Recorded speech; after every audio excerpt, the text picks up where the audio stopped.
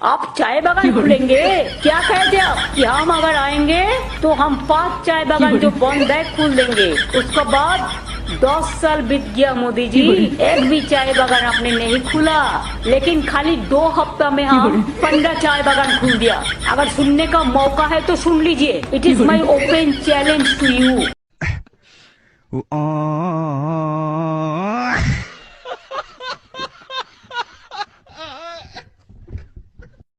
আকু এবার মোদি সরকার, আকু এবার মোদি সরকার, আকু এবার মোদি সরকার, আকু এবার মোদি সরকার। রূপহী আমার অসম, ভারতীয়ার সোণৰ অসম, গঢ়িবলে আমি এখন প্ৰগতিশীল সোণৰ অসম।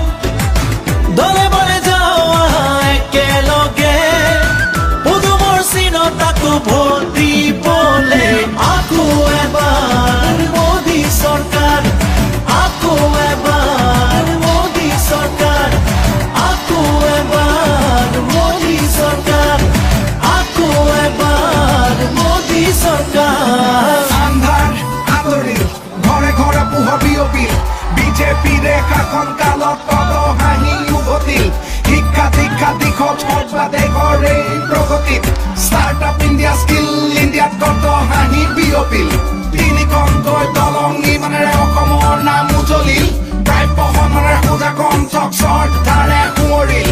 লেপেট কটাত গেছ কেকাৰ অসমতো এইমছ, আমাৰ ইয়াতো আজিকালি হয় ইণ্টাৰনেশ্যনেল গেমছ। বিজেপিৰে লক্ষ্য